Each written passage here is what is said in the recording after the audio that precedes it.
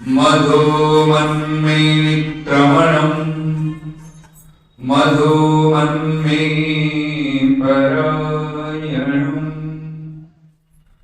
वाचा वदामि मधुमत् भूयासं मधुसन्दृशः। ॐ केचित् वदन्ति हनेन जनो जगन्यः केचित् वदन्ति गुणहीन जनो जगन्यः। व्यासो वदत्यखिलशास्त्र गिरां प्रणीता नारायण स्मरणहीन जनो जगन्यः। ॐ नमः शम्भवाय च मयोभवाय च नमः शङ्कराय च मयस्कराय च नमः शिवाय च शिवतराय च। ॐ शान्ति शान्ति शान्तिः।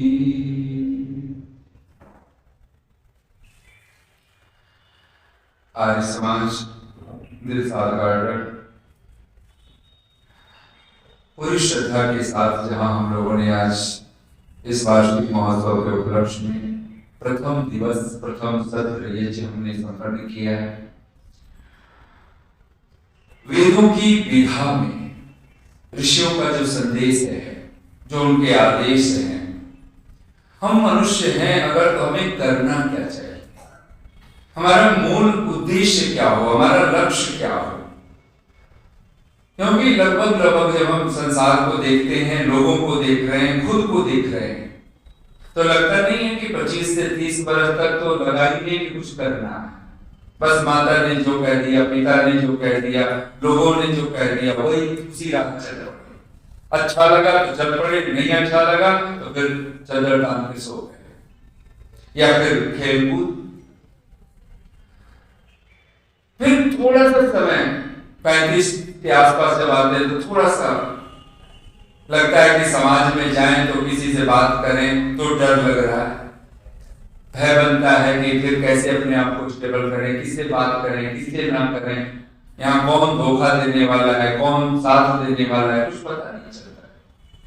तो थोड़ी सी जिम्मेदारी, फिर लगता है थोड़ी सी होश में, तो फिर लगता है फिर आउटर वेल्थ ही इकट्ठा करो, यही मकान, दुकान, कार, कोठी, बंगला, और ये सारा इकट्ठा करने में फिर जिंदगी लगा दी, क्योंकि लगता है कि समाज यही कर रहा है, इसी से लोगों का सुख दिखाई देता है, इसी से लोगों की शांति, हमें लगता है ऐसा, तो हम चल पड़ते हैं वो कार्य। 45-50 तक यही कर रहे हैं, फिर 45-50 के बाद फिर एक झटका सा लगता है कि नहीं, ये नहीं हो सकता, क्योंकि सब कुछ है लेकिन शांति तो है नहीं, सुकून तो है। बच्चे भी उसी तरह की परिस्थितियां परिवार बसा दिया, और जैसे ही 60-65 की आयु होती है तब तो बिल्कुल भी लगता है अरे सारा जीवन ये तो बेबूझ हो। आपने कभी ख्याल किया 60-65 की आयु हो जाए तो कोई हमसे ये नहीं पूछता कि आपका बैंक बैलेंस कितना है, फिर कोई नहीं पूछता आपके पास कार कोठी कितने हैं, बंगले कितने हैं, धन कितना है, फिर सिर्फ यही पूछा जाता है कि आपका स्वास्थ्य कैसा है, आपके परिवार के लोग आपके साथ व्यवहार कैसे करते हैं, बच्चे आपका ध्यान रखते हैं, पत्नी कैसी है, पति कैसा है। और ये चीज 65 के आसपास आते आते और तब 70 के आसपास पहुंच गए तो फिर तो लगता है फिर रोने की स्थिति आती है। अगर जीवन में कुछ भूल चूक हो रही है तो आएगी अवस्था, तब लगता है कि मृत्यु नहीं रुलाती, आपको मृत्यु को देखा ही नहीं, उससे कैसे होगा? ऐसे तो कोई व्यक्ति बन करके तो मौत आती नहीं है, बहाना है, हार्ट अटैक हो गया, बहाना है, ये हो गया, वो हो गया, गिर गए, काट लिया, ऐसा हो गया, वैसे मृत्यु का कुछ पता ही नहीं है। डॉक्टर बेहोश कर करके चीर फाड़ कर देता है, और पूछे कोई आपसे कि डॉक्टर जब चीर फाड़ कर रहा था तो क्या हो रहा था, आपको मुझे पता ही नहीं है, क्योंकि बेहोश है उस क्षण, मृत्यु के क्षण में हम बेहोश है, जिसको देखा ही नहीं उससे डर कैसा होगा? एक बड़ा मजाक है जिसको हम लोग भावात्मक कथा के रूप में अगर थोड़ा सा विचार करते हैं, कहते हैं कि एक बार रात्रि रोती बिलखती भगवान के पास पहुंची, बोली कि त्राहि मां पाहि मां, मेरी रक्षा कीजिए। भगवान ने कहा फिर हुआ क्या, किससे तेरी रक्षा करनी है? तो रात्रि रोती रोती कहती है कि सूरज का मैंने क्या बिगाड़ा है, अभी नींद गहरी होती है, विश्राम में ही होती है, वहां करके खबर डाल देता है।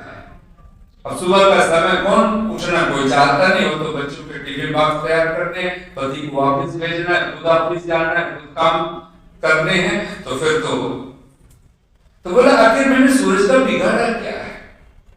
और भगवान मुस्कुरा के सब सुन रहे हैं। रात्रि कह रही है प्रभु सूरज से बचाओ,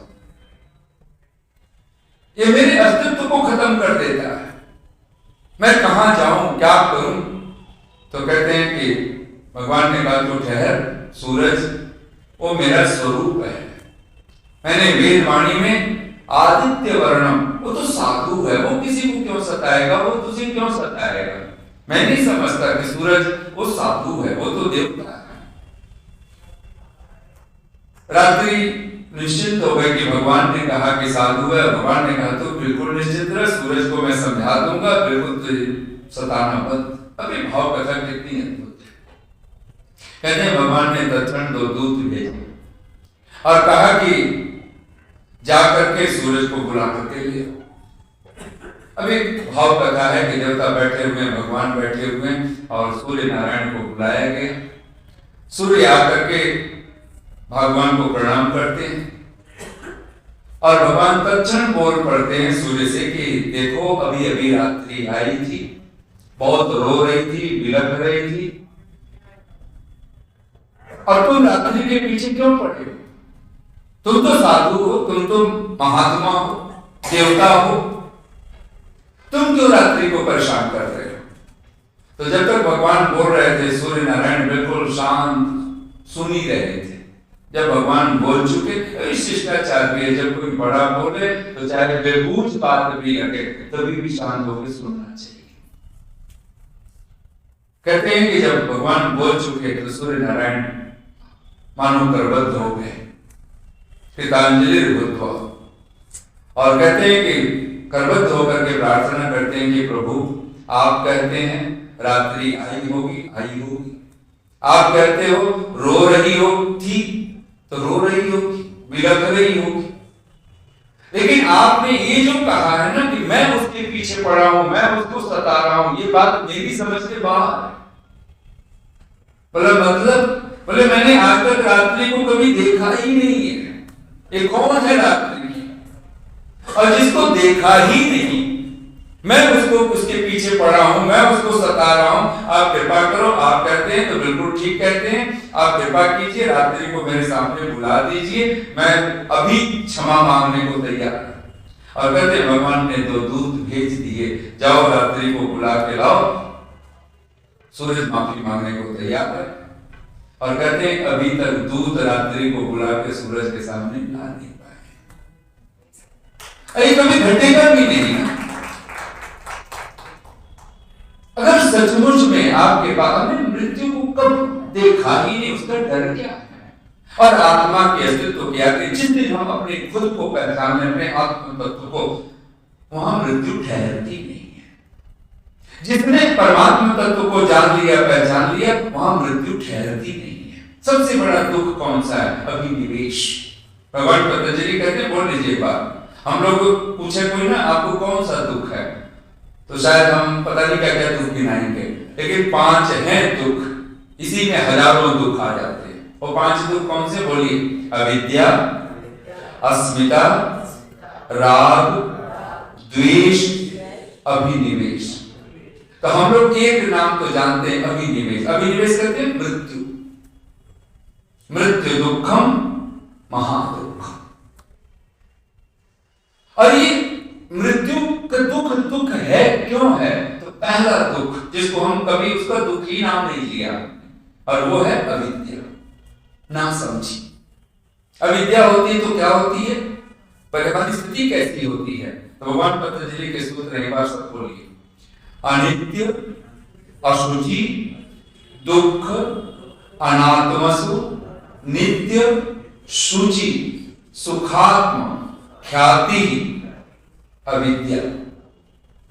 अविद्या होगी तो जो वस्तु जैसी है उसका विपरीत आपको दिखाई देगा, विपरीत समझ में आएगा। अनित्य, जो अनित्य है, क्षणभंगुर है, नाशवान है, ये शरीर, ये संसार, ये मकान, दुकान, सब कुछ हमें लगता है यही शाश्वत है। अच्छा, जब तक शरीर है कभी लगता है राख हो जाएगा? कभी दिन में एक बार भी बैठ के विचार करते हैं, सोचते हैं ये राख हो जाएगा? जैसे शमशान घाट में हमारे पिताजी का हो गया, हमारी माता जी का हो गया, दादाजी चले गए, दादी चली गई, अड़ोसी पड़ोसी चले गए। अच्छा, एक एक लाइन करके ऐसा तो नहीं हो सकता कि कोई मृत्यु हमने देखी ना हो, लेकिन फिर भी लगता है वो राख हो गए, लगता है हम नहीं राख होंगे, हम क्यों हो जाएंगे? अब इससे बड़ी अविद्या क्या होगी कि हम खुद को राख मानने को राजी नहीं। अब कोई जरा सी याद दिलाते मृत्यु, उसके मुंह पे उंगली रख देंगे, खबरदार मृत्यु का नाम लेकर बोलना नहीं, बिल्कुल शुभ शुभ बोलो। और ये हमारी प्रार्थना है, मृत्योर मां अमृतम गमय। मृत्यु ऐसा कि शरीर नहीं मिटेगा, शरीर तो सबका मिटेगा। राम हो कि रावण हो कि कंस हो कि कृष्ण हो कि महर्षि देवदत्त, सभी चले गए ना यहां से। जब वो बड़े बड़े राम नहीं ठहरे, यहाँ पर कृष्ण भगवान नहीं ठहरे, पतंजलि कपिल कणाद नहीं ठहरे, हम कहां ठहरने वाले लोग? अब फिर भी आकांक्षा है, क्या उनसे ज्यादा साइंस हो सकती कि आज भी लोग अपने सुनते हैं करोड़ों करोड़ों रुपए, अरबों रुपए लगा करके साइंटिफिक ऐसी कोशिश की जा रही है कि शरीर रखा हुआ अगर लाखों करोड़ों रुपए खर्च हो रहे हैं और उनको भी शायद कभी उसमें प्राण फिर उसको जिंदा किया जा सके, जीवित किया जा सके। ऐसे लोगों की पिरामिड कह लो चाहे जो भी नाम दे उनके, वो रखे गए हैं शव संभाल करके। तो क्या जो राम जी थे, कृष्ण थे, उनके पास कम साइंस थी? या उस समय के ऋषि मुनियों के पास कोई कम विद्या थी? चरक सुश्रुत आयुर्वेद वालों के जो ऋषि हो गए उनके पास कम जानकारी थी? और ऐसा इस शरीर को नहीं है, ये तो सबको पता है। ये शरीर जिसने दिया है वो हर बार बदल बदल करके देता ही देता है। मैंने सुना एक मजाक, जब रावण लंका में राजा बन गया तो सारे देवता, क्योंकि उसने आदेश दिया, सबसे पहला आदेश जानते हैं ना, जब असुर राक्षस राज करता है तो सबसे पहले किसको? तो कहते हैं ब्राह्मणों को मारो, पीटो, भगाओ, इनके कर्म खत्म करो। ब्राह्मण यानी जो आपका जो शुभ कर्म का यानी वेद विद्या ये सब नष्ट करो। फिर कहा गौओं की हत्या, गौओं को मारो, काटो, इनको खा जाओ। तो कहते रावण का अत्याचार फैला और सब ब्राह्मण गौ सब सताए जाने लगे। अभी भाव पता है, लगभग तुलसी रामायण में भी आप पढ़ोगे, जितने लगभग 400 से ऊपर रामायण ग्रंथ हैं विश्व भर में। हम लोग तो अभी 2 रामायण की बात सुनते हैं ना, एक तुलसीदास जी का रामायण और एक वाल्मीकि रामायण। एक हनुमान नाटकम हनुमान जी ने भी लिखा है पूरी रामायण। तो कहते हैं कि देवता भी भागने लगे। तो देवता उस समय धरती पर रहते थे, तो सब देवता भी भागने लगे। तो किसी ऋषि ने पकड़ लिया, बोले आप तो देवता, और देवता का मतलब जो मरता ही नहीं, देवता तो अमृत में होता है। तो आप तो मरोगे नहीं, आप क्यों भाग रहे हो? आपको तो मृत्यु कुछ कर नहीं सकती, आपको तो मौत आएगी नहीं, तो भागने का क्या मतलब? देवता बोले मौत नहीं आएगी इसीलिए भाग रहे हैं। बोले मतलब? बोले रावण पकड़ लेगा फिर पीटेगा, और पीटेगा तो कितना पीटेगा, हम मर पाएंगे नहीं, तब एक ही प्रार्थना करेंगे ना कि इससे अच्छा होता मर जाते, मरेंगे नहीं, इसलिए अच्छा है कि रावण के चंगुल से बच जाए, तो भागना इसलिए हो रहा है। अभी भले मजाक कर रहे हैं, कोई देवता वो तो जानता है अगर सचमुच में अमृत का बोध हो जाए तो पीटने का बोध नहीं होगा। फिर तो भाव कथा है ना, जैसे रात्रि की कथा। अगर आपको आत्मा का पता चले, अगर आप सचमुच में देवता हो गए, डॉक्टर फिर चीर दे कि फाड़ दे कि काट दे, क्या आप बेहोश मुद्रा में हो, लेकिन अगर होश में आ जाए, ऐसे बहुत सारे योगियों ने ऐसे समाधिस्थ होकर के उन्होंने अपनी खुली आंख अपने ऑपरेशन करवा ली है। उन्होंने कोई किसी तरह की बेहोशी की कोई दवा नहीं ली है, कोई इंजेक्शन नहीं लिया है, और ये तो इसी सदियों में ही ऐसे ऐसे प्रयोग हुए हैं अनेक लोगों के। तब ये बात समझ में आनी चाहिए कि पर हमें कौन, हम जब 5 साल के थे, 10 साल के हुए, 20 साल के हुए, 25 साल हुए, 30 साल, मेरी आकृति बदलती चली। साइंस कहती है कि हर 7 वर्ष में हमारा एक शरीर मर जाता है। वो तो हम रोज दर्पण देखते हैं, मिरर देखते हैं, शीशा देखते रहते हैं, आईना, और हम कहते हैं हाँ मैं वही हूं। अगर अचानक 7 साल बाद अगर आईना देखें तो खुद चौंक जाएंगे कौन है। वो तो रोज रोज देखते रहते तो मानते रहते हैं हाँ मैं ही हूं।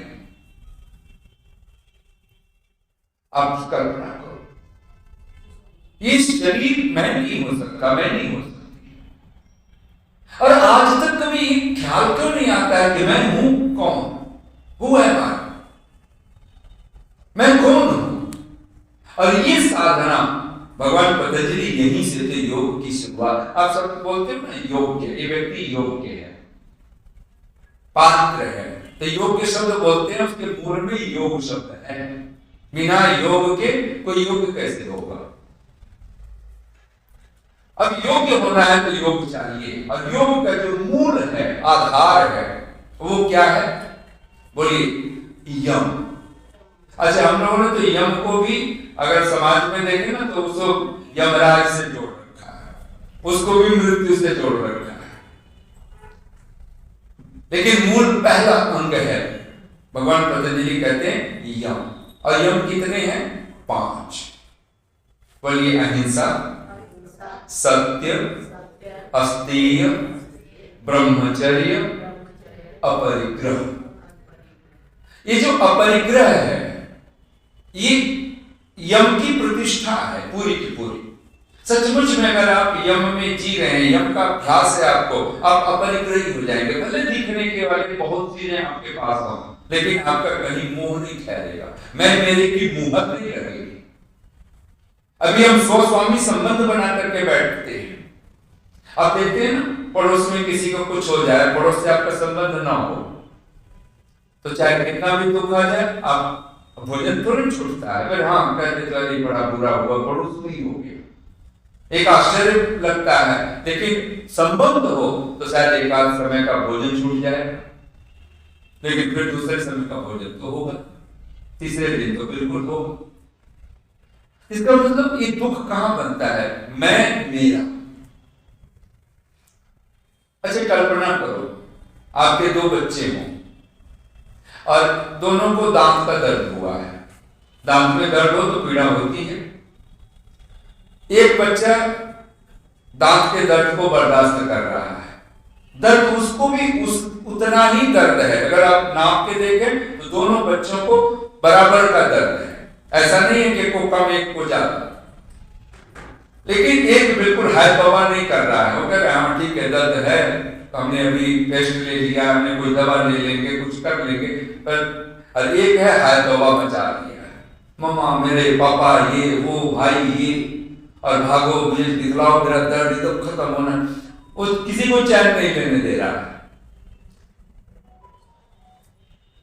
आप जिस बच्चे को आप उसको कहोगे ना दर्द तो है लेकिन सुलझा हुआ है, जो हाय तौबा नहीं मचा रहा है, ऋषि ध्यान यही कहते हैं, जब आप उपासना करते हो, जब आप आत्म तत्व को जान लेते हो, परमात्मा तत्व को जान लेते हो, तो जिस दुख से संसार है तौबा मचाती है, आप उस दुख को भी ऐसी ही सहज बर्दाश्त कर लेते हो जैसे कोई ज्ञानी व्यक्ति, जैसे कोई समझदार, जैसे कोई प्रज्ञाशील। और हम ऐसा नहीं कर पाते, और इसकी यात्रा शुरुआत शुरू से ही हो जानी चाहिए। केवल उम्र बढ़ी, बोल लीजिए बात, केवल उम्र बढ़ी और कुछ न बढ़ा, क्या यह भी जीवन है? केवल उम्र बढ़ी और कुछ न बढ़ा, क्या यह भी जीवन है? प्रश्न तो उठाइए ना, बढ़ रहा है, आउटर वेल्थ बढ़ गया, मकान बढ़ गया, दुकान बढ़ गया, बच्चे हो गए, सब बढ़ गए,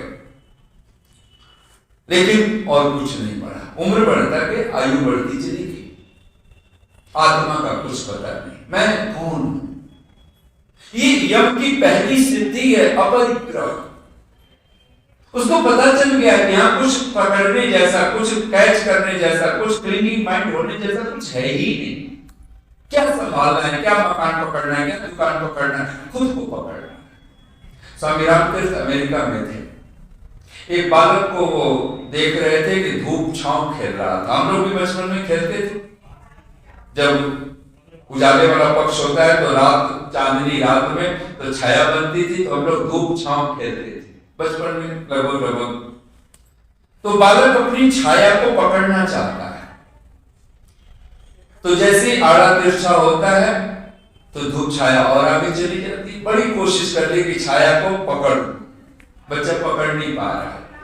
स्वामी रामकृष्ण देख रहे हैं, कोई 5 मिनट देख रहे हैं, बहुत गौर से देखते देखते उस बच्चे को, तो करीब गए उसके और कहा, क्या तुम सचमुच में अपनी छाया को पकड़ना चाहते हो जो तुम्हारी प्रतिबिंब बन रहा है?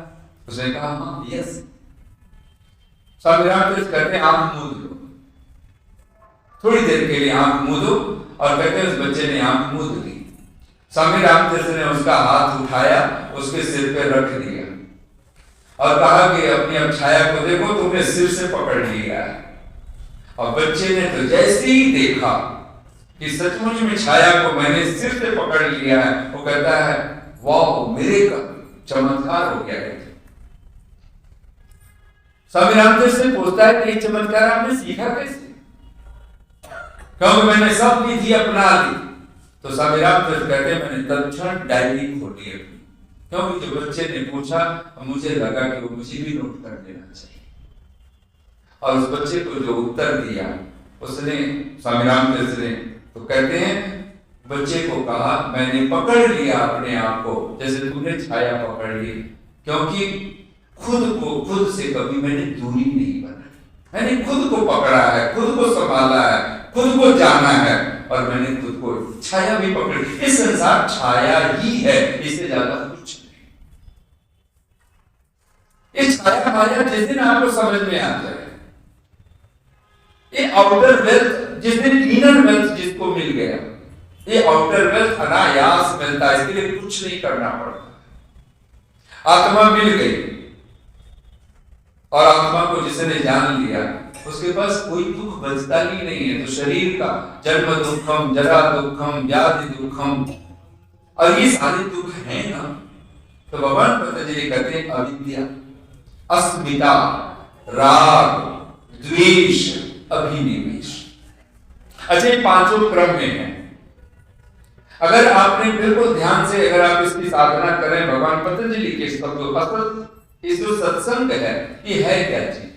ध्यान देना, अगर आपके पास में अहिंसा की स्थिति होनी शुरू हो जाए, अहिंसा का मतलब किसी से द्वेष नहीं करना, किसी से द्रोह नहीं करना। हिंसा का मतलब चोट पहुंचाना, हाथ से मारना, ये नहीं होता है, ये तो है ही, ये तो बहुत छोटा सा। माँ अपने बच्चे को चपत मारती, क्या वो हिंसा करती? डॉक्टर आपकी चीर फाड़ कर देता है, क्या वो हिंसा कर रहा है? इंजेक्शन लगा रहा है, क्या वो हिंसा कर रहा है? तो आप कहते हो नहीं कर रहा है, क्योंकि उसकी नियत में आपको चोट पहुंचाना नहीं है। आचार्य शिष्य को थप्पड़ लगा सकता है, तो हिंसा का क्या अर्थ है? द्वेष करना, द्रोह करना। और द्रोह द्वेष पैदा हो जाए तो जानते हो क्या होता है? फिर जिससे द्वेष हो जाएगा उसकी अच्छाई भी बुराई नजर आती है, और जिससे राग हो जाएगा तो उसकी बुराई भी अच्छाई नजर आएगी। होता है ना ये राग द्वेष की तरह से सबसे बड़ा जो शत्रु है, सबसे बड़ा जो दोष है, सबसे बड़ा जो दुश्मन है आपका, ध्यान देना, आपका द्वेष है, आपकी ईर्ष्या है, आपकी हिंसा है। जिस दिन आपने इसको समझ लिया आपको और इसको मिटा दिया, आप हैरान हो जाएंगे, आपका कोई शत्रु नहीं बचेगा धरती पर, आप अजात शत्रु बन जाएंगे। फिर कितनी भी लड़ाकू हो पत्नी, कितनी भी लड़ाकू हो पति, फिर कोई फर्क नहीं पड़ेगा। फिर कितने भी बच्चे नालायक हो, कितने पड़ोसी झंझावात वाले हो, कोई फर्क नहीं पड़ने वाला, क्योंकि आप उसमें भी कुछ न कुछ अच्छा आप देख लोगे। आपको देखना आएगा, आपको उत्तर देना आएगा, आपको सब कुछ समाधान आपको लगेगा कि बिल्कुल। और ये घटना आप ऋषि दयानंद से सीखो ना। महर्षि दयानंद पूना में एक अपनी कुटिया में बैठे, जहां पे ठहरे हुए थे। कुछ राजपूत युवक क्षत्रिय वो भागे भागे दौड़ते हुए आते हैं और कहते हैं कि महाराज आदेश दीजिए, हम भी ईंट का जवाब पत्थर से दे। ऋषि ने कहा, मुस्कुरा करके पूछा कि हुआ क्या है, क्या बात है?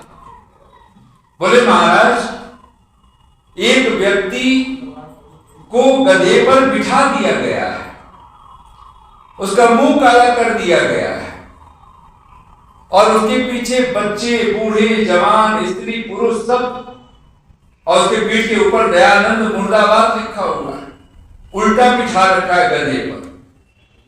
और कहते हैं कि वो दयानंद मुर्दाबाद के नारे लग रहे हैं। महाराज बर्दाश्त नहीं हो रहा है, तो आप हमें अनुमति दें, हम जाकर के उस आदमी को इसका जवाब दें, कुछ करें हम लोग।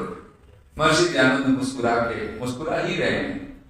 बोले एक बात बताओ, असली दयानंद कौन है, वो जो गधे पर बैठा है या मैं जो तुम्हारे सामने? तो सारे हंस पड़े, हालांकि जो गुस्से में थे बोले ये भी कोई प्रश्न है? बोले महाराज वो तो आप ही हो, असली तो आप ही। तो ऋषि दयानंद हंस पड़े, मुस्कुरा देते हैं और कहते हैं कि भाई जो नकली दयानंद हो वो गधे पर बैठे तो चिंता किस बात? नकली दयानंद का मुंह काला हो तो होना ही चाहिए, नकली जो है ठहरा। नकली के मुर्दाबाद के नारे लगे तो लगने ही चाहिए, नकली दयानंद है ना, असली तो तुम्हारे सामने है। ठीक ठाक क्यों परेशान होते हो? ये कौन कर सकता है किसी प्रति विजय? हमें तो जरा सा कोई किसी ने हमारे बारे में, अच्छा उसने ये कहा, ऐसे सुना रही थी, ऐसे सुना रहा था, ये कह रहा था, अच्छा हम ये नहीं कह पाते ना, कहा होगा, ठीक कहा होगा, करते तो हैं। अगर कुछ कह दिया, अच्छा नहीं कहा तो बोले फिर ठीक है, वो भी अच्छी बात होगी, उसमें भी कोई बात होगी, भला होगा। जिस दिन आप इस एंगल से देखना शुरू करो, ऋषि दयानंद को तो गुस्सा नहीं आया किसी तरह, क्यों नहीं आया? जिस दिन आप कभी ख्याल करो कोई भी घटना घटे, कितना भी दुखद, आपको भगवान ने जो किया अच्छा ही किया है। जिस दिन आपके भीतर से निकले, वाणी से नहीं, आपके हृदय से निकले, भगवान तूने अच्छा किया है। मौत भी आए तो भी कह सको, मौत आए उस दिन भी आप भगवान को धन्यवाद दे सको, तो समझना आत्म तत्व का कुछ अनुभव हुआ है। और ये हो सकता है कब? अच्छे एक चीज आप देखो, ऋषि दयानंद ने क्या ये शब्द समझ में आए लोगों को ना आए, लेकिन कहते हैं कि ऋषि ने लिखा, कहा मरते क्षण, मृत्यु के क्षण में कि प्रभु तेरी इच्छा पूर्ण हो।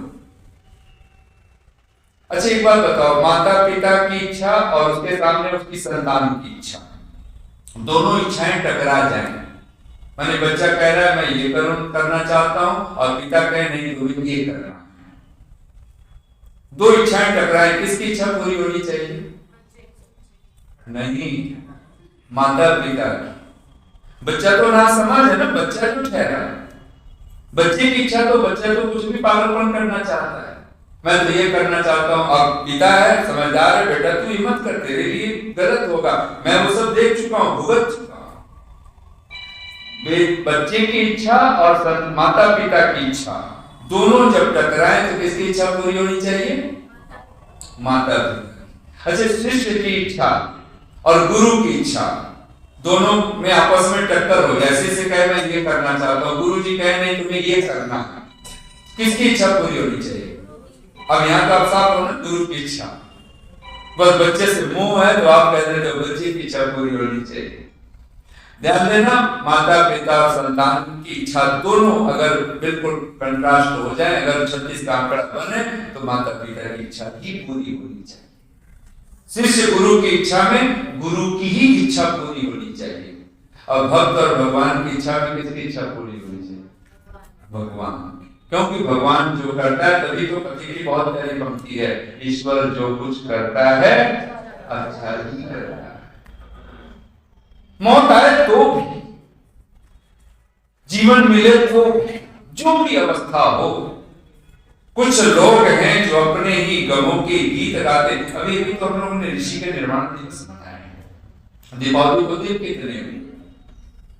कुछ लोग हैं, कुछ लोग नहीं है, सब लोग हैं, हम लोग। कुछ लोग हैं, लेकिन कवि ने फिर भी थोड़ी सांत्वना दे रहा है। कुछ लोग हैं जो अपने ही गमों के गीत गाते। अच्छा, जहां बैठ गए, अगर कोई आपको अपना जैसा कोई लग जाए, जिससे आप अपना दिल खोल करके रो सको, थोड़ी देर सारा दिल खोल सको, तो क्या होगा? दुख ही दुख सुनाने का मन करेगा। यही लगेगा कि देखो पति ऐसा मिल गया, कुछ सुनते ही नहीं, कितना कितना समझा करके थक लिए, बस कहीं उनके कान में कुछ जूं भी नहीं। फिर यही पत्नी ऐसी मिल गई है, बच्चे इतने नालायक, पड़ोसियों की पूछो मत, रिश्तेदार कोई रहा ही नहीं। फिर क्या लगता है? यही तो लगता है ना, जरा सा कोई, चाहे आप अरबों खरबों की संपत्ति इकट्ठा कर लो तो भी यही दशा है, चाहे आप आउटर वेल्थ कितना आपके पास है, आपका दुख नहीं कम होने वाला है, बढ़ता गया है। क्यों? अविद्या बढ़ती चली गई, कुछ हुआ ही नहीं। तब आप कम से कम भीतर एक बार तो होश में आओ, कभी तो लगे कि हमें फुर्सत नहीं मिलती आंसू बहाने से। जरा सा कोई अपना सा मिला और सचमुच में आंसू के अलावा कुछ नहीं हमारे पास। हमने जो अब तक जो कमाई की है, आंसू ही कमाए, दुख ही कमाए। लेकिन कोई ऋषि हो सकता है, कोई महापुरुष हो सकता है, कोई परमात्मा का भक्त हो सकता है, वो कमलवत पद्म पत्र में, वो कमलवत कीचड़ में हो करके भी वो कमल के फूल की तरह से वो खिलता है। और ऐसे ही तो ऋषियों की परंपरा है, महर्षि पतंजलि हो कि कपिल हो कि कणाद हो। तब वो ऋषि भक्त कहता है, कुछ लोग हैं जो अपने ही गमों के गीत गाते हैं, होली हो दिवाली हो सदा मातम मनाते। हम सदा ही मातम, ये मातम दूसरे लोग मनाते हैं ना, अपने देखते हो छाती पीटते हैं, पूरा लहू लुहान हो जाते हैं, इसको मातम कहा जाता है। हम भी छाती पीट पीट करके जब वो माथा फोड़ दें और फोड़ते हैं हम लोग। कुछ लोग हैं जो अपने ही गमों के गीत गाते हैं, होली हो दिवाली हो सदा मातम मनाते हैं, पर उन्हीं की रागनी पर झूमती है दुनिया, पर उन्हीं की रागिनी पर झूमती है दुनिया, जो जलती चिता पे बैठ के वीणा बजाते। सचमुच में जो वीणा बजाए, मौत सामने है, फिर भी कोई गुरु ना सके, फिर भी प्रभु को धन्यवाद दे सके। और श्री राम ने करके दिखलाया है। कोई गुरुदत्त जो कहने से नहीं सीख पाया, वो देख रहा है इतनी पीड़ा, वैद्य हैरान है, शरीर पूरे फफूंदों से लगभग उस समय भी क्षौर कर्म करा करके, फिर तिथि पूछना, फिर टीक खुलवाना, फिर गुरुदत्त के बारे में ऋषि जानते थे, कह दिया गुरुदत्त को मेरे सामने खड़ा कर, और गुरुदत्त बदलित हो गए। मृत्यु ने भी कोई उपदेश दे दिया। ऐसे क्षण में कोई प्रार्थना कर सकता है, कोई भगवान को हो प्रभु तेरी इच्छा पूर्ण हो, सचमुच में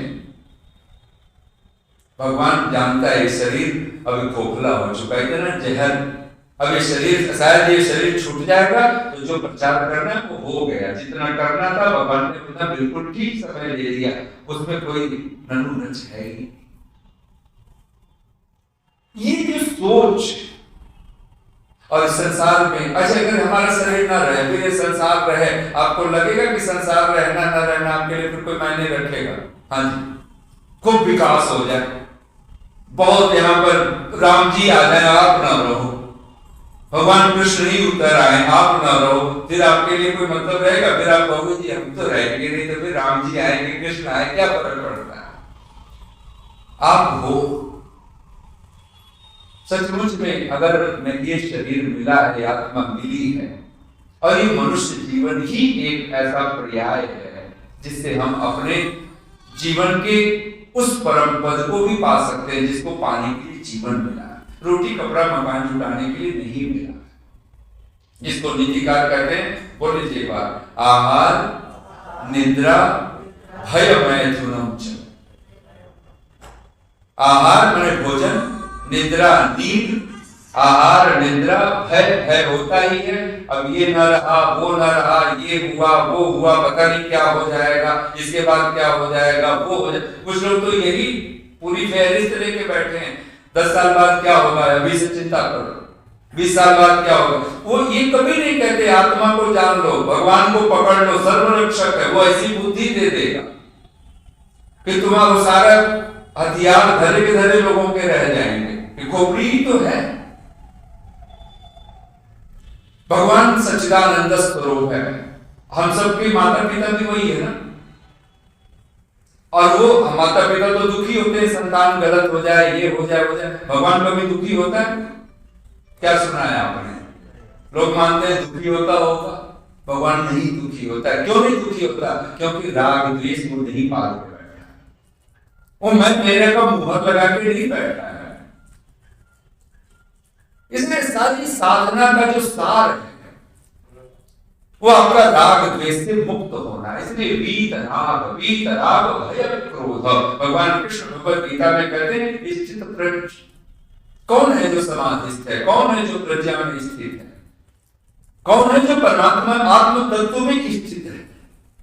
कहते हैं वीत राग भय क्रोध, जिसका राग चला गया। द्वेष खत्म करना हो तो राग खत्म करना पड़ता है। वीत राग भय क्रोध, और राग विदा हो जाए भय विदा हो जाता है, भय विदा हो जाए क्रोध विदा हो जाता है। अच्छा, धर्म के जब 10 लक्षण आप गिनते हो तो 10वां लक्षण क्या है? हाँ जी, किसी को याद है? अक्रोध। बिल्कुल ठीक। धृति क्षमा दमो अस्तेयम शौचम इंद्रिय निग्रह धीर विद्या सत्यम अक्रोध। 9वां लक्षण सत्यम है। मैं जब इसकी व्याख्या अगर आप समझने का विचार करेंगे, आप कहो कि उसमें सत्य है, तो कैसे सत्य होगा? जब ये 9वां लक्षण है ना, 8 लक्षण उसके पहले घट जाए तब समझना आपके जीवन में सत्य आया है। क्या क्या आने चाहिए? धृति, धैर्य, पेशेंस। अच्छा, हमें किसी ने कुछ कह दिया, हम तो कहां तुरंत विश्वास कर लेते हैं। बुरा कह दो किसी को, किसी की प्रशंसा करो ना कि ऋषिराज जी ऐसे हैं, बोले जी नहीं आप नहीं जानते हो, आप तो बस वैसे ही देखा होगा, दूर से देखा होगा, प्रशंसा कर दिया तो नहीं, और बुराई बता दो, बोले हाँ अच्छा ऐसा है। अच्छा, ये माता ये बहन इसका नाम है, मैं नाम नहीं ले रहा हूँ, ऋषिराज का तो ले लिया, लेकिन ऐसे बोलते कि फलाने की कमी है। हाँ, वो तो आप तो भी बहुत थोड़ा सा जानते हो जी, हम तो उस समय से जानते हैं, चमचम है हम तो, लंगोटिया यार समझ, बचपन से जब एक साथ खेले कूदे। अच्छाई कहो तो मानने को राजी नहीं है, अच्छाई पर हर समय क्वेश्चन मार्क नहीं। एक बार भीतर कभी अपने अगर सचमुच में अगर कुछ जानने योग्य है, पाने योग्य है, आत्म तत्व से परिचित। और एक बार इसके लिए करना क्या है? कम से कम दिन भर में जितनी बार आप एक बार दोहरा लो, ये शरीर नहीं रहने वाला, मिट जाएगा। तो छल कपट करके जो मकान दुकान कार कोठी बंगला, बच्चों को पोषण, ये जो सोचते रहते हैं ना कहीं से आ जाए, किसी को छल करके भी आए तो आ जाए, तो ये छूट जाए, छल कपट छूटेगा फिर। अच्छा, हम लोग यज्ञ की प्रार्थना क्या करते हैं? पहली प्रार्थना है ना, छोड़ दे में छल कपट। सत्य का अर्थ है छल कपट आपसे छूट जाना चाहिए। धैर्य, क्षमा, किसी ने आपसे कितने भी अपराध किए हो, लेकिन अगर वो आ गया, नाटक भी कर रहा हो, क्षमा करना ही होगा, क्योंकि यहाँ धरती पर किसी ने किसी के ऊपर कुछ अत्याचार नहीं किया। हम खुद अपने पैरों पर कुल्हाड़ी मारते, हमारी नासमझी को किसी ने पहचान लिया कि ये तो ऐसा, इसके अंदर लोभ है, इसके लोभ का बटन दबा दो, चले गए। हमारे अंदर उसको पता है क्रोध इसको दिलाना है, थोड़ा सा एक ऐसे सुना दो, आग बबूला हो जाएगा, सब तोड़ देगा, अपना काम कर देगा। सुना है ना कि एक बच्चा था बड़ा शैतान, माता पिता बिल्कुल परेशान, जो भी खिलौना उसको दे, बच्चा सुबह अगर खिलौना, नया से नया खिलौना, वो अगले दिन अंजर पंजर सब उसके ढीले हो जाते थे, सब वो कहीं उसके पाँव कहीं है, अगर कोई बूटा बूटी है तो सब उसका तोड़ फोड़ देता था। माता पिता बड़े परेशान। एक मित्र उसका, वो NRI मित्र था, उसने कहा कि देखो आखिर क्या बात है। उसने कहा कि भाई ऐसा है कि बच्चे को खिलौने के लिए जिद करता है, ना दें तो फिर पूरा घर उठा लेता है सिर पर, और दे देते हैं एक दिन एक खिलौना नहीं, और बिल्कुल अब रोज रोज खिलौना खरीदे, रोज रोज भागे दुकान पर, बिल्कुल परेशान हो चुके हैं। तो मित्र ने कहा कि तुम चिंता मत करो कि मेरा एक मित्र आ रहा है, और मैं उसको अमेरिका में, अब तो इंडिया में भी हो गए, तो बोला अनब्रेकेबल खिलौने मिलते हैं जो तोड़ने पर टूटेंगे, तो मैं वो अनब्रेकेबल खिलौने मंगा देता हूँ, अगले हफ्ते ही मैं तुम्हें दे देता हूँ, एक हफ्ते की बात है, खरीदते रहो नया नया खिलौना। एक हफ्ते बाद माता पिता ने सोचा भी समस्या ही समाप्त हो जाएगी, जब खिलौने टूटेंगे ही नहीं तो सारी समस्या तो खिलौना टूटना ही तो है। एक तो पैसे भी बर्बाद करता है, एक खिलौना मतलब कुछ दिन तो चलता ही नहीं। अनब्रेकेबल खिलौने वो दोस्त मंगा लिया, वो आया मित्र, उसने लाके गिफ्ट कर दिया, ठीक है। माता पिता को भी लगा वो, और जो मित्र था वो जब जा चुका तो उसको भी कोई एक हफ्ते बाद जब वापस जाना था अमेरिका, तो उसे सोचा एक हफ्ते बाद चल करके मित्र से पूछूं अब तो ठीक है ना सब कुछ। तो जब एक हफ्ते बाद वापस लौटा है तो वो देखते हैं उसके मित्र पति पत्नी दोनों सिर पे हाथ रख करके बैठे, पूरा घर कबाड़ खाना बना हुआ है। बोले अब क्या हुआ? बोले ये सब खिलौने का चमत्कार है, जो अनब्रेकेबल खिलौने। बोले मतलब? बोले हम भी सोचते थे खिलौने टूट जाते थे पहले, वहां तक भी ठीक था, लेकिन जब से अनब्रेकेबल खिलौना इसको मिला है, अभी खिलौना तो नहीं टूटता, लेकिन इस खिलौने से जो जो टूट सकता है सबको तोड़ डाला है। ना समझ के हाथ में खिलौना भी दोगे वो हथियार बना देगा, और समझदार के हाथ में हथियार भी मिलेगा, ध्यान देना, खिलौने से ज्यादा कुछ सिद्ध नहीं। राम के हाथ में हथियार भी खिलौना है, और रावण के हाथ में खिलौना भी हथियार है। हम क्या हैं इस पर निर्भर करता है कि हम कैसे हैं, कैसे हो सकते हैं। और सत्य अगर आपके पास होगा, ये आप पूरा ये सूत्र जब आप पकड़ेंगे, अहिंसा, सत्य, अस्थिर, यहाँ तो अहिंसा के बाद ही भगवान पतंजलि कहते हैं सत्य, और यहाँ धर्म के लक्षण में धृति, क्षमा, दम, अस्थिर, शौचम, इंद्रिय निग्रह, धीर, विद्या, सत्य। अच्छा, सत्य सचमुच में आपके पास होगा तो कोई कुछ भी करे, अक्रोध, क्रोध विदा, क्रोध नहीं बचेगा। और हम लोगों का क्या है? सत्य जानते हैं जितनी मात्रा में उतनी क्रोध। पति का सत्य पता चल गया, फिर तो क्रोध का पारा आसमान पर, पत्नी का सत्य पता चला, क्रोध आसमान पर, बच्चों का सत्य पता चला, क्रोध आसमान पर। यही तो है ना। हम तो भी सोचते हैं कि अब सत्य हमें पता चल जाएगा तो हमारा क्रोध खत्म हो जाएगा, नहीं पता है सर। जबकि सत्य धर्म का लक्षण है, धर्म ही का धर्म लक्षण नहीं, धर्म मूल धर्म का जो पर्याय है अक्रोध, क्रोध नहीं बचना चाहिए। और वो क्रोध कैसा? जिसमें हिंसा न हो, द्वेष ना हो, ईर्ष्या ना हो। क्रोध का जो ठीक ठीक व्याख्या जब करोगे ना तो उसका अर्थ है ईर्ष्या द्वेष। ये जो इसी का नाम क्रोध है। आप किसी से ईर्ष्या कर रहे हो तो क्या करोगे? मैंने सुना है कि जब आचार्य विनोबा भावे, घड़ी पर नजर पहुंच गई है, तो आचार्य विनोबा भावे लिखते हैं कि मेरी माँ, मैं छोटा था, कोई 6 वर्ष की आयु होगी। पुराने जमाने में जब लोग अपनी कीमती से कीमती चीजें भी धरोहर की तरह परिवार में सौंप के चले जाते थे, अपनी कोई कीमती चीज दिए जाते थे कि हम इतने दिन के लिए बाहर जा रहे हैं तो आप इसको संभाल के, तो लोग उसको जान पे फिर के उसकी रक्षा करते थे। धरोहर कहिए, अमानत कहिए। आज के बच्चों को तो पता भी नहीं, हम तो लाकर। तो कहते हैं कि एक महिला, विनोबा भावे कहते हैं कि मेरी माँ के पास अपने बच्चे को छोड़ के चली गई। एक तो मजाक में मैंने सुना, विनोबा भावे की जब बात आई है तो एक किसी ने पूछ लिया किसी से आज के युग में कि महिलाएं किससे प्रेम करती हैं, बच्चे से या पति से? तो बोले पति से। बोला ऐसे कैसे आप कह सकते हो कि पति से महिलाएं प्रेम करती? महिला से ही पूछा गया था कि बच्चे से मतलब प्रेम करते हैं या पति से, या फिर किसी से भी पूछा, आप ऐसे उत्तर समझिए। तो पूछा कि महिलाएं किससे प्रेम करती हैं, बच्चों से प्रेम करती हैं या पति से? आपको क्या लगता है क्या उत्तर होना चाहिए? लेकिन वहां एक हास्य निकल रहा है, और हास्य क्या है? तो उसने कहा कि नहीं, पत्नी जो है, जो महिला है, वो पति से ही प्रेम करती है। बच्चे को तो कहीं छोड़ के जा सकती है लेकिन पति को नहीं छोड़ सकती अड़ोस पड़ोस। और वहां पर वो कहते हैं कि स्वामी आचार्य विनोबा भावे कहते हैं कि मेरी माँ ने एक बच्चे को महिला पड़ोस में वो दे गई है कि मेरे बच्चे को 3-4 दिन तक। तो विनोबा भावे लिखते हैं कि मेरी माँ जब भी चपाती बनाती है तो उसकी रोटी पर तो घी लगाती थी और मुझे सूखी रोटी देती थी।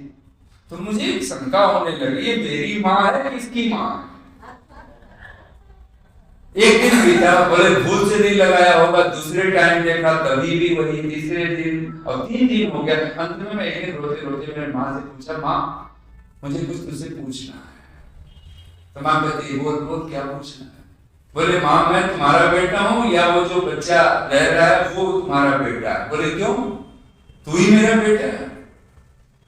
तो बोले माँ आप उसकी रोटी पे तो घी लगाते हो, मेरी रोटी पर घी भी नहीं लगाते। बोले बेटा दरअसल ऐसा है, घी बहुत थोड़ा है हमारे पास, और अभी जो घी आना है अभी उसमें टाइम बनना है, लगना है, तो मैं इसलिए तुम्हारी रोटी पे घी नहीं लगाती। बोले क्या मतलब?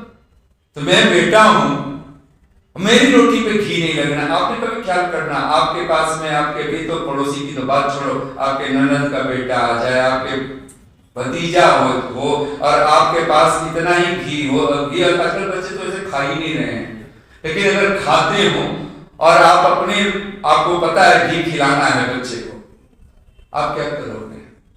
तो फिर भी विनोबा भावे कहते हैं कि मेरी माँ कहती बेटा इसीलिए ना घी बहुत थोड़ा है, और जितने दिन हम वो बच्चे को रखना है उतने दिन हम एक ही बच्चे को हम रोटी पर घी लगा सकते हैं, तो मैं उसको लगा दूं, तुम तो मेरे बेटे हो। तो विनोबा भावे आंखों में आंसू आ गए, कहते हैं माँ मुझे समझ नहीं आ रहा है कि तू मेरी माँ है कि उसकी माँ है। तो फिर वो कहती है कि बेटा वो जो है ना अतिथि है, अतिथि भगवान का रूप होता है। अब तू ही बता मैं भगवान को घी लगाऊं कि तुझे घी लगाऊं? तब कहते हैं विनोबा भावे 6 वर्ष की आयु में मां ने बता दिया था अतिथि भगवान होता है। और तब विनोबा भावे कहते हैं मुझे कोई दुख नहीं रहा, मुझे खुशी हो गई। मैंने कहा कि माँ तू जब तक बालक रहे तू उसी की रोटी पे घी चुपड़ना। और कहते हैं कि ये कहना ही भर था, कहते हैं कि पता नहीं कहां से कोई घी लेकर के हमारे घर पे आ गया, अब घी की कमी ना रही। अब सोच सकते हो ऐसे आपके पास इतना ही घी हो कि हवन करें कि भोजन करें, ऋषियान के अर्थ है। अगर सचमुच में अगर आपको घी उतना ही है हवन करें, आपके पास इतना ही पैसा है कि मैं हवन करूं कि भोजन करूं, तो करना तो हवन ही करना, फिर देखना कि भगवान भूखा नहीं रखने वाला है। लेकिन ये श्रद्धा जिस दिन आपके जीवन में आई उस दिन चमत्कार होना चाहिए। तब ये अंतिम पंक्तियां कहता हुआ वाणी को विराम दे रहा हूं। इस जीवन का जो मूल है वो आत्मा है, और ऋषि दयानंद का जो पहला सूत्र है हम सबके लिए वो है सब सत्य विद्या। बोलिए बात, सब सत्य विद्या। सब सत्य विद्या मतलब वेद विद्या। वेद सब सत्य विद्याओं का पुस्तक है। सब सत्य विद्या अर्थात वेद विद्या, और जो पदार्थ अर्थात ईश्वर जीव प्रकृति।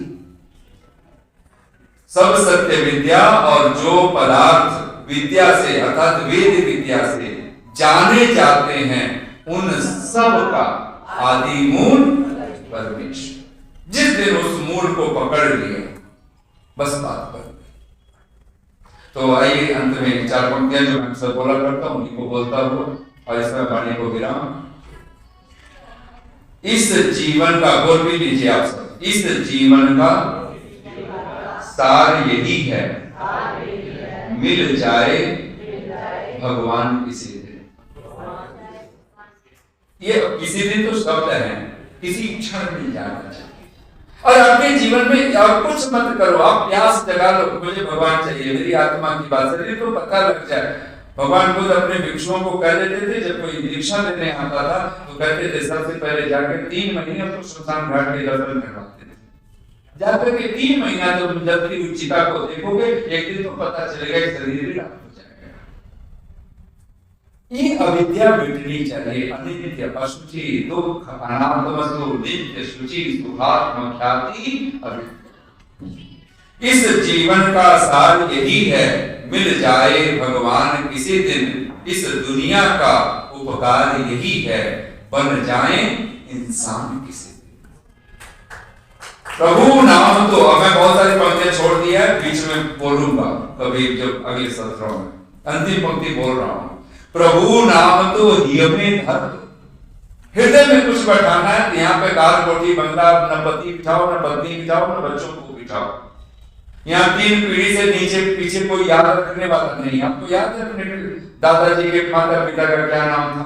तो कुछ लोगों को जिंदा देखा वो तो याद है, फिर उनके माता पिता का वो भी याद है, उनके माता पिता का नहीं, लेकिन कितने को याद है? ये एक मुश्किल से 1-8%। चलिए बहुत धन्यवाद आपको। एक बार अपना नाम सबको बता दीजिए, क्या नाम है आपका? बहुत बढ़िया। अब देखो ना कि जिनके कारण ये जीवन है, हम अपनी पीढ़ी तक याद नहीं है। वहीं पर नेताओं की पूरी फहरिस्त हमारे पास होती है, अभिनेताओं की फहरिस्त पास होती है, और आज के बच्चे, आपको लगता है कि 3 पीढ़ी के 4 पीढ़ी के लोगों को याद करने वाला नहीं है। लेकिन अगर सचमुच में इनको जहां आप धन्यवाद दो वहीं पर अपने परमात्मा, प्रभु नाम तो हियमें धर लो। इस हृदय में कुछ बिठाने योग्य तो भगवान को बिठाने योग्य। प्रभु नाम तो हियमें धर लो, इस तन से कुछ नेकी कर लो। नेकी का मतलब बोलिए यज्ञ, दान, तपः कर्म। ये 3 कर्म आपको सतत करने हैं। प्रभु नाम तो हियमें धर लो, इस तन से कुछ नेकी कर लो। क्यों? कब उड़ जाए श्वास का पंछी, बन जाए शमशान किसी दिन। इस जीवन का सार यही है, मिल जाए भगवान किसी दिन। इतनी शांति और प्रेम से आप सबने सुना। बहुत बहुत धन्यवाद, बहुत बहुत धन्यवाद। ओम शांति।